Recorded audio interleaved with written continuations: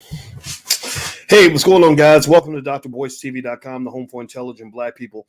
Today, we're going to talk about Sha'Carri Richardson. Sha'Carri Richardson is the track star who has been banned from competition in the Olympics over something that has to do with smoking a little weed, apparently. And I'm going to break this down for you and analyze this, and also talk to you guys about a survey we did on Sha'Carri Richardson, and the results are interesting. So buckle up your seatbelt, get comfortable, hit the thumbs up button right now. We're going to get started on drboycetv.com right now.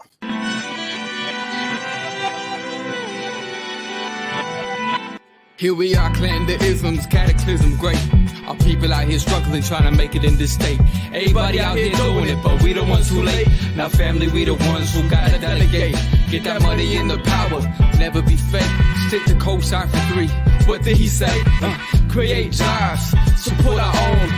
Educate the same and buy back your home. Got 3 degrees, triple 10.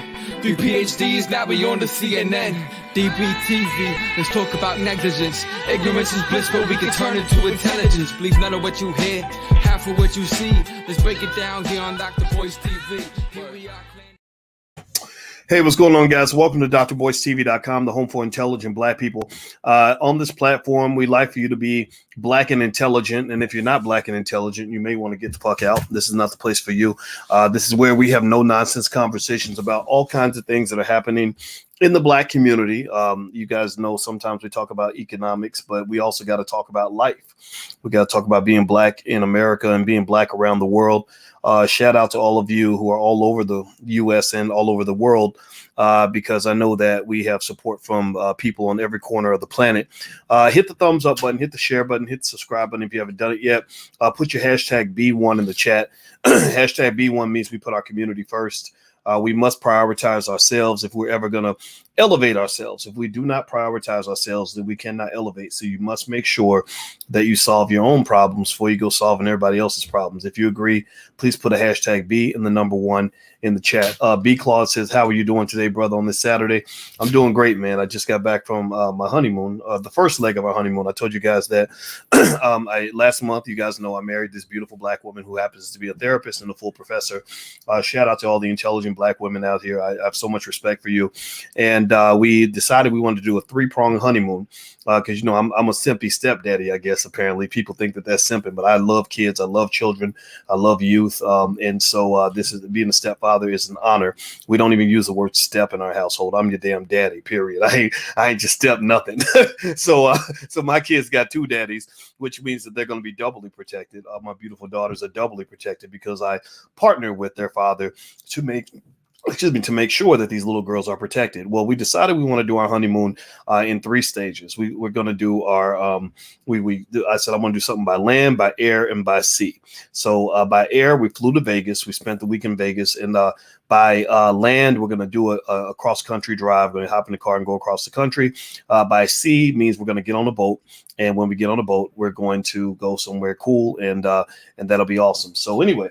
That's my life, and that's what it is. But y'all didn't come here to hear all that. I just wanted to share all that because I want to give a shout out to all the people that believe in Black love and Black family, because you cannot believe in Black community and Black people if you don't understand how important family is, which means that, you know, when you talk about your women, you better watch your mouth. Don't be out here talking crazy about your own damn women, because those are the women that you need in order to reproduce.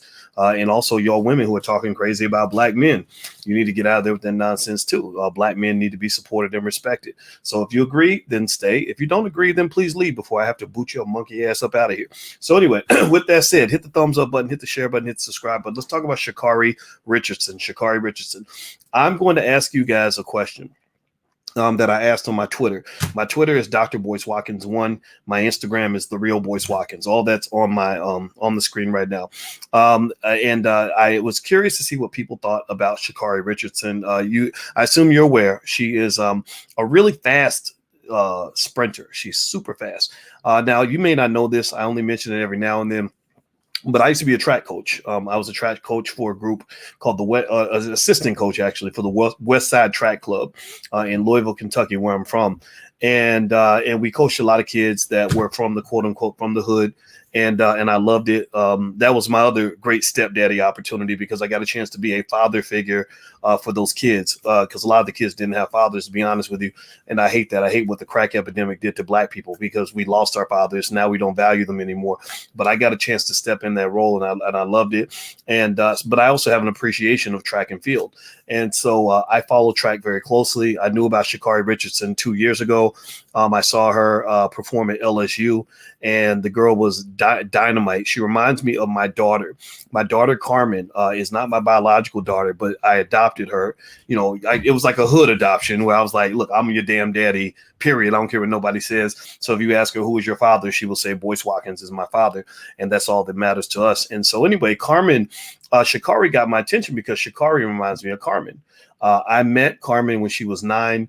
Carmen was tiny. She was a little dynamo, like just like Sha'Carri. She, you know, I could see her when I saw Sha'Carri with the colored hair and the long nails and all that. I said, oh Lord, that she reminds me so much of Carmen. You know, and could run like the wind. Carmen could run like the wind. Little tiny little girl would just blow away all the girls that were twice her height. We went to nationals together 20 years ago. 20 years ago this summer, I drove her to Virginia for nationals. And so I've known her since she's 9. Now she's 29. And is it 29? Yeah, 29. And she has 2 daughters, and those are my grandkids. And so that's a little bit about my life and my story. And that's why I took an interest in Sha'Carri Richardson, because Sha'Carri reminded me of my Carmen. I said, guys, this lady's going to kick butt. And I say this little girl because she's 21. And, you know, when you get to be 49, 21 is like a kid, you know, and she's fast. She's super talented. And I was really looking forward to seeing her run up against some of the really talented sprinters that are out here, particularly from Jamaica. Shelly Ann Fraser-Price and a few others were really good. They were ready. I mean, the Jamaicans do not play. The Jamaicans have the best sprinters on the planet. So I always love seeing the Americans go up against the Jamaicans because it's always good. Well, you know that Sha'Carri was suspended for because she had THC in her system, which is I guess a byproduct from cannabis, or it's one of the, I guess cannabis has the THC and whatever the other part is that doesn't get you high. I can't remember what you have, the THC and the I forgot what it is, but anyway, we use cannabis products. I put it on my legs and all that stuff, but I don't want to get high because I like to be alert. I like to be conscious of my surroundings. I've never been a fan of anything that alters my mind, to be honest with you. And but I don't judge it though, right? Because we know that the world has come a long way when it comes to how we view weed, how we view cannabis, right? It's not what it used to be when we were younger. It was CBD. Thank you, CBD. Yeah. So I'll use the CBD, but I don't want the THC. I ain't trying to get high. I get high on life. I'm already weird enough. Imagine if I use drugs and alcohol too. I mean, I'd probably be a complete crazy person. But I'm only half crazy because I always believe what Malcolm X used to say. Malcolm X used to say that the white man will sell you the liquor bottle and then he'll lock you up for being drunk. And that's why I've always, again, in contrast to what you see in the culture, I've always talked to black men specifically, and women as well, about being careful. You know, when you talk about anything that alters your mind, including liquor. Liquor, you know, we think it's okay. We think it's safe because everybody does it. But first of all, liquor is straight up poison. It really is. I'm not judging if you drink, believe me. Alicia drinks, right? I don't judge that at all. But liquor's poison. But second of all, a lot of bad things happen when you're under the influence. You know, when I was at Syracuse University, I remember students getting raped and beaten and getting arrested, you know, while they were under the influence of drugs and alcohol. And then they would come to us and somebody would make an accusation and we'd be like, we don't know what to do because everybody was drunk and nobody even remembers what happened. Like, so what are we supposed to do? Who are we supposed to go prosecute again? We don't even know what to do. So the faculty, we were confused. Like, we didn't know what to do. Right. So again, I'm not judging it. It's just really kind of a thought that I'm sharing openly. But again, whatever you do, you do you. I just want to make sure you hear another perspective so that you don't think the whole world was telling you that this is cool, because I don't think it's all cool. Now, with a little weed, with Sha'Carri, I don't think there's anything to judge there. I was very surprised. In fact, give me a yes or no if you disagree with the suspension. Yes, if you disagree. No, if you think it's okay. Give me a yes if you disagree with the suspension of Sha'Carri Richardson. No, if you think that that the suspension was okay. I disagree with the suspension, and let me tell you why. I disagree because after doing some research, I have found no evidence that marijuana. I was looking for two things when I did my research because when I saw it, I was kind of surprised. I said, wait a minute, why would they suspend her for weed? The weed is not a big deal, and the only two things I thought about, again, because I'm a track and field enthusiast, I'm a big fan of track and field. But the two things that came to mind was I said, okay, is weed either a masking agent that would be used to cover up for some performance enhancing drug? Because sometimes they'll take stuff in to cover up the stuff that they're taking that's enhancing their performance, right? So I said, okay, is weed either a masking agent or does it enhance your performance? And there's no evidence of either one. There's no evidence based on what I've read that says that weed either covers up for a performance enhancing drug or is itself a performance enhancing drug, right? And that's what led me to conclude that the suspension doesn't make sense to me. I think it's just an old archaic rule, and I didn't get it. So I don't agree with it, just in case you want to know what my 2 cents is on that. Now, here's the thing. So I did a survey on my Twitter page. My Twitter is Dr. Boyce Watkins 1. That's Dr. Boyce Watkins 1. If you want to join the conversations, we have intelligent Black conversations. So if you don't like Black intelligence, it's not the place for you. But if you're sick of the ignorance on the internet, maybe I'm your guy. So feel free to follow me on Twitter. And I basically asked a real simple question in terms of, whether you agree or disagree with the suspension. About 21% of the audience actually agreed with the suspension, right? And that really surprised me. I thought it would be maybe 5%, 2%, or whatever. No, it was like 21% of you. 21% of you said that you actually think the suspension makes sense. And so I was really curious because that's not what I believe. That's not what I feel based on what I've read. But I think hearing all those perspectives can kind of help. And what I basically got from some of the comments that I read from you is that, some people feel like rules are rules, right? And that, she knew what the rules were. She knew what she wasn't supposed to take in, and she did it anyway, right? And I can hear that, right? I can hear that. I don't agree, but I can hear that, right? So when you're talking about, and I agree with you. Akeem says, Dr. Boyce, she deserves mercy.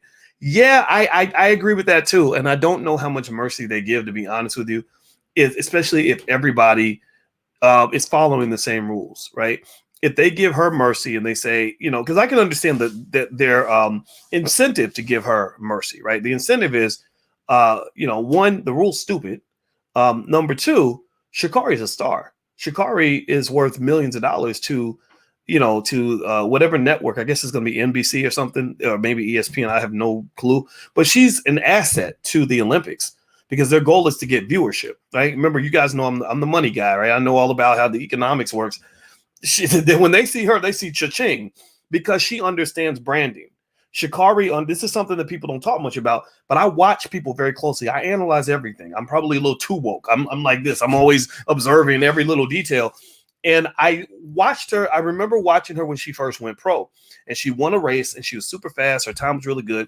And she goes up and she does an interview, and she says, "Hello, my name is Sha'Carri Richardson, and I'm going to be the greatest sprinter in the history of all men." It was something like that, something real Muhammad Ali-ish, right? Where I said, okay, so she's serious. Like, she's really embracing this, and she's got the talent to back it up. Like, she's not just a great sprinter. She's an extraordinary sprinter. And then I would watch how she carried herself after the races, like a lot of the athletes, especially in the Olympic year, that's their big moment. That's their one time to shine. There's so many sprinters that I just think that I admire so much that it freaks me out because I'll have 10 times more Twitter followers than them, right? Like guys like Fred Curley. If you're a sprinting fan, you'll know Fred Curley is one of the greatest 400-meter runners of all time who actually made the Olympic team in the 100, right? Which, and again, because I'm such a track nerd, I was like, how do you go from the 400 to the 100 and still run a 9.89? My God, that's insane, right? But Fred Curley, I looked him up on Twitter. The guy has like 10,000 followers. What was the other one? The brother that won the 100-meter dash, Trayvon Bromell. Fastest human being on the planet. Literally, Trayvon Bromell is the fastest human being on the planet. I follow all these people, right? Trayvon Bromell, I think his Twitter, which is I am Trayvon Bromell, he has 31,000 followers, right? These are superheroes. You talk about Black excellence when it comes to sport and sprinting. These people are amazing. But nobody pays attention. Nobody gives them the shine that they deserve. They got to go to Europe to really get that fanfare that they deserve based on how extraordinarily talented they are, right? So an Olympic year is a big deal for a track and field athlete, Sha'Carri knows this. Somebody coached Sha'Carri on branding. And I could tell from Sha'Carri's mannerisms after she finished the race what she would do. Like you saw when she ran, she had the long nails and the flowing colored hair, and then she pointed at the clock when she ran across and ran a 10-7 something or 10-6 or whatever in the 100 meters, right?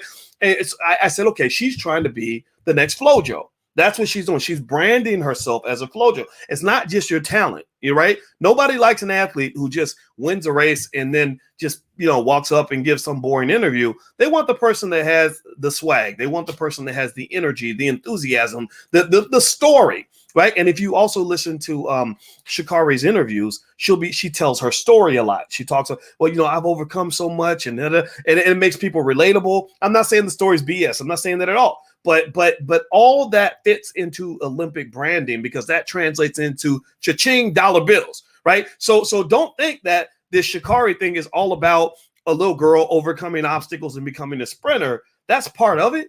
It's also about building a multi-million-dollar brand, right? And I'm not mad at her for it. I'm not mad at all. I'm just talking to you guys. This is some game for you and understand this is an economics lesson. I didn't even plan on this being an economics lesson, but I'm always seeing how the money flows. So Sha'Carri is going to get, she's probably in talks with lots of corporations to do, all kinds of endorsements for all kinds of products. And maybe, who knows, maybe she needs to go endorse a CBD product now that she's dealing with this. But the question becomes, in my view, is she going to even get a chance to get on the Olympic stage? Because that's going to cost her and her team millions and millions of dollars, right? You've got a few different key stories in the Olympics. And actually, before we talk about that, if you could you take 1 second, please, and hit the thumbs up button? Everybody, please hit that thumbs up button. Please also subscribe to this channel. And also my Twitter is Dr. Boyce Watkins 1. That's all up there. So follow me on social media. Make sure we connect so we can keep talking. And also don't forget that this podcast is actually on Spotify. It's the Dr. Boyce Breakdown. So you can go to the drboycebreakdown.com, thedrbreakdown.com if you want to find it. So here's what with the Olympics, you got a few interesting stories, and they're always looking for the story. That's what it is, right? So the stories are Allyson Felix, right? And it's the story of a mom who overcame the big, you had the David versus Goliath confrontation with Nike. So she walks away from Nike and she has a baby, and she comes back and she makes the Olympic team after having a child and walking away from Nike. And now she's got her own shoe line, which is selling out because she was able to make the team, and everybody's connecting with the story. Another interesting story in terms of just flat out raw talent is this rivalry, this amazing rivalry I've been watching between Dalilah Muhammad and Sydney McLaughlin. Go pay attention to that. So when the Olympics happen, look at the 400-meter hurdles between Dalilah Muhammad and Sydney McLaughlin. That rivalry is like Muhammad Ali, Joe Frazier. It is, I mean, maybe even bigger than that. These two women are about the most badass black women you will ever see. Both of them classy, intelligent, and talent like through the roof. So every time they race, one of them literally will break the world record almost every single time they race. Or both of them will break the world record, and one will beat the other one as she's breaking the world record. And I follow this because, again, not just because I'm a track fan, but Sydney actually was a freshman at the University of Kentucky. That's where I went to undergrad, right? So that's that's another story, right? So what happens is that the executives with the media outlet who are thinking like, okay, what are some ways to get attention on the Olympics? They're going to also focus on that story. And it's not just because they're both super talented. I think Sydney broke the world record in the 400 hurdles at the trials. But they're tenacious as hell. Both of them are like in the most intense competitors ever. So you don't know who's going to win between the two. But also, I think because when they interview extremely well, they come from like real quality families, and they're just I don't know, when you talk about just those black people that just make you proud, I put them in that category too, right? And then also in terms of the Olympics, there's a 17-year-old by the name of Arian Knighton in the 200 meters who's really talented, who's breaking Usain Bolt's records like as a 17-year-old. That's pretty amazing. And then lastly, my personal favorite is actually Ronnie Baker, who actually, no, but I'm biased. I'm completely biased because Ronnie Baker ran on the same high school track team at Ballard High School that I was the captain. I was the captain of the track team a long time ago, and Ronnie was on the track team. So I'd love to bring Ronnie Baker on. So if you know Ronnie Baker, tell him he's invited to come on my podcast because, again, these people are extraordinarily talented, but they don't get that following, don't get that support. Now, Sha'Carri's kind of blown up because of the controversy and because of the FloJo appeal. But I personally think all these athletes, for what they sacrifice to be at that level, they all deserve our support, And so in terms of the in terms of the suspension with Sha'Carri, I'm just going to say that I don't understand where it's coming from. I think that, again, if you could show me that weed is used as a masking agent or THC can mask a performance enhancing drug, even though, by the way, I think most of these athletes are taking some kind of performance enhancing drug, just so you know. But I'm a skeptic, right? I'm a skeptic, and I think I'm a realist. I believe in track and field to run that fast and to do what they do. I believe that you need to have something.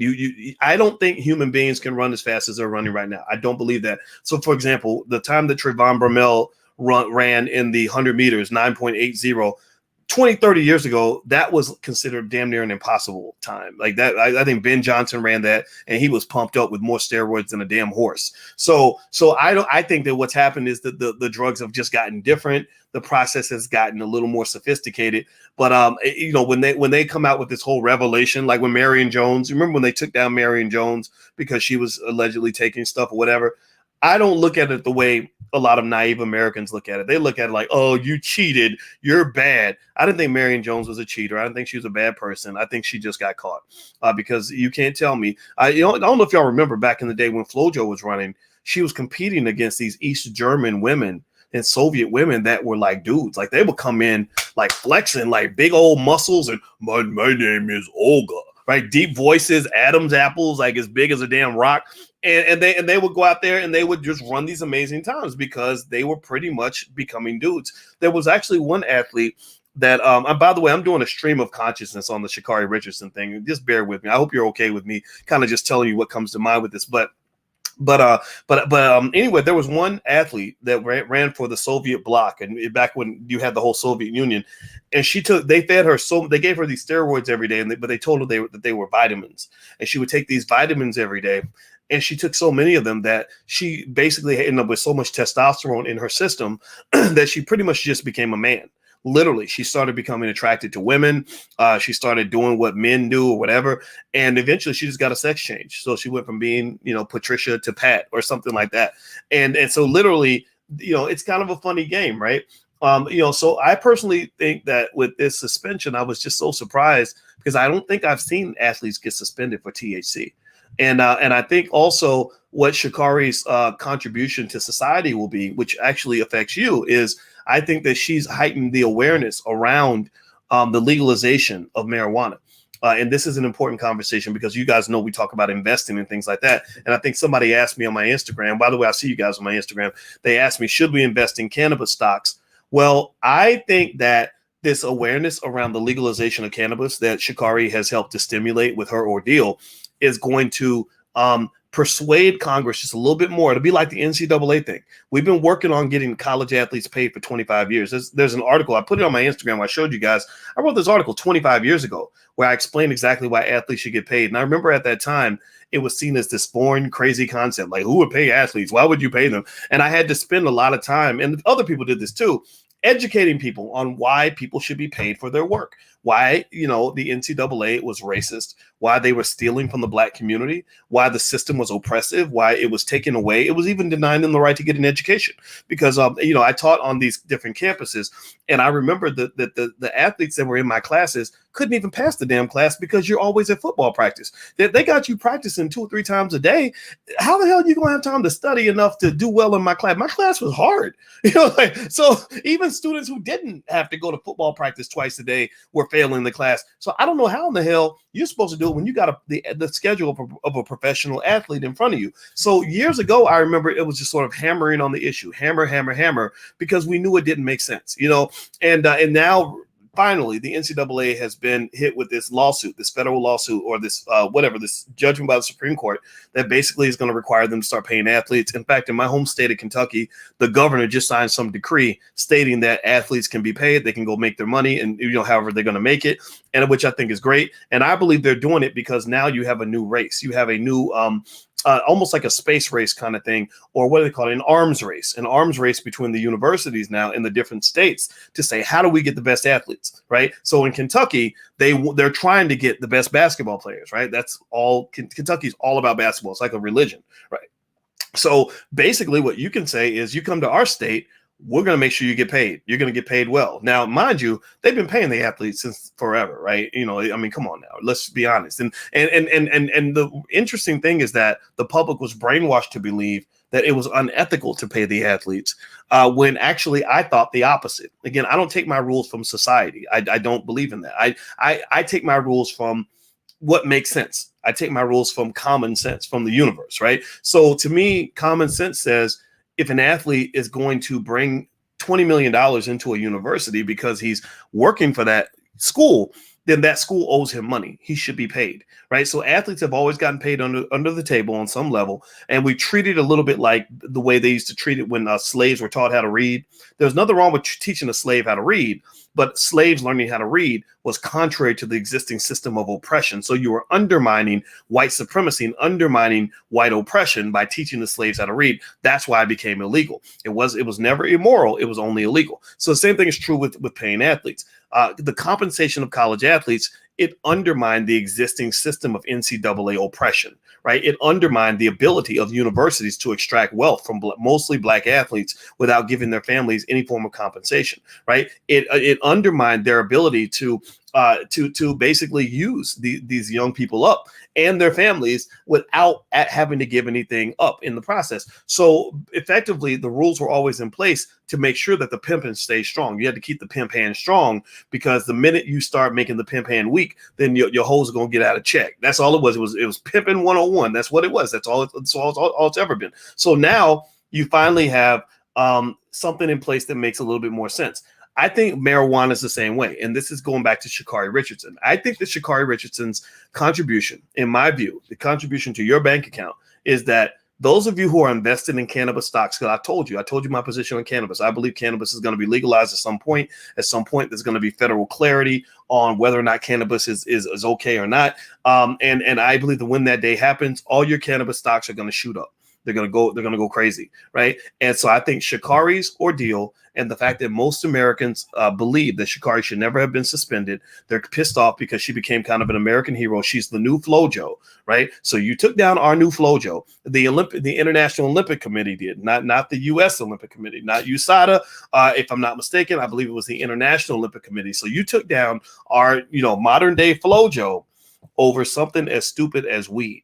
Well, this isn't going to just be something that's anti-IOC, the Olympic Committee. This is also going to be kind of a thing that's kind of like I'm not going to say anti-weed, but anti-weed, meaning that now I think that there's going to be even more momentum to go ahead and say, let's make this official. Let's officially make this legal so that we don't have any issues like this in the future, right? Any sort of ridiculous hypocrisy going on. So I think that this is going to make money for you. I think this is going to be good.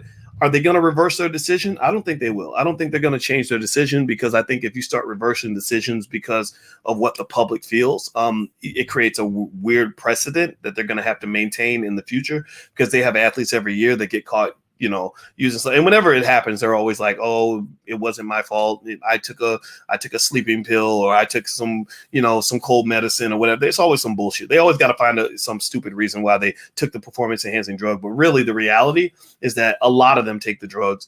And I don't think it's necessarily a bad thing. I just think it's kind of, as long as the stuff's safe. I mean, the argument against steroids 20, 30 years ago was that they were harmful. Like the stuff that Ben Johnson was taking in the 80s could kill you. A lot of people feel like FloJo. We can't take FloJo off the table. A lot of people that really know track and field, really felt FloJo had, something going on that, but the thing is that, it's now the times are different. Now, I don't know if even performance enhancing drugs are always that dangerous. But then again, I'm not an athlete. I don't have to make those choices, and that's what it is. So anyway, that's my 2 cents on it. I think Sha'Carri is super talented. I hope she gets to run. I'm going to be watching the Olympics, and I hope they reinstate her. I doubt that they will, but if they do, then just know I'm going to be extremely happy because I want to see her get out there and get a chance to show her talent. All right, guys. So I'm going to get on out of here. Do me a favor, hit the thumbs up button, share, subscribe button, and also don't forget I have if you're interested in this kind of thing, I actually have a life class that it used to have a fee, but now it's free. It's called Black Keys to Greatness. You can have it totally for free. Just go to blackkeystogreatness.com. That's blackkeystogreatness.com. This is literally, it's not even a financial class. This is where I actually put together strategies on being successful in life. I feel like the culture is so built on weakness and laziness and a lack of persistence that I thought maybe some old school values in terms of what it takes to be successful could benefit people, especially young people or ambitious people. So if you're interested, you can join for free. You can go to blackkeystogreatness.com. And also actually in about a week or so, in that class, I'm actually going to do a book club, and I'm going to start with the book. I think I'm going to start with Black Labor, White Wealth by Dr. Claude Anderson, and I'm literally going to have us read maybe a chapter, and then I'm going to break that chapter down because I think that all Claude Anderson books need to be understood by every Black person that wants to understand these ideas. So if you read books like Black Labor, White Wealth, he explains clearly exactly why reparations are owed. Again, you got people that'll break their damn neck trying to persecute Bill Cosby, but won't say anything when you say, well, but what about our reparations, right? So they want Cosby to pay reparations to all these, these white women and drug addicts that he was sleeping with. Well, what about reparations to Black people that actually have real evidence of all the money that was stolen from us? So the study on reparations doesn't need to be done by Congress. It's already been done by people like Dr. Claude Anderson. So Black Labor, White Wealth will be the first book we cover in blackkeystogreatness.com. And then we're going to cover the Black History Reader, because I think Black folks need to learn real history instead of learning like that, whatever that fake crap is that you learn in school. And then, of course, we're going to cover Powernomics and also Dirty Little Secrets. So we're just going to go through all his books and meet every Sunday, and I'll break it down for you. It won't cost you anything. So feel free to go to blackkeystogreatness.com and sign up. And I think you'll be very happy with what you see. Won't cost you a penny. All right, guys, hit the thumbs up button, share button, subscribe button if you haven't done it yet. I love you. I hope you guys have a great day, and I will see you soon. Take care. Peace.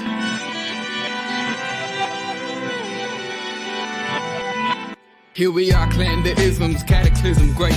Our people out here struggling, trying to make it in this state. Everybody out here doing it, but we the ones who late. Now family, we the ones who gotta delegate. Get that money in the power, never be fake. Stick to cosign for 3. What did he say? Create jobs, support our own. Educate the same and buy back your home. Got 3 degrees, triple 10. 3 PhDs, now we on the CNN. DBTV, let's talk about negligence. Ignorance is bliss, but we can turn it to intelligence. Believe none of what you hear, half of what you see. Let's break it down here on Dr. Boyce TV. Here we are.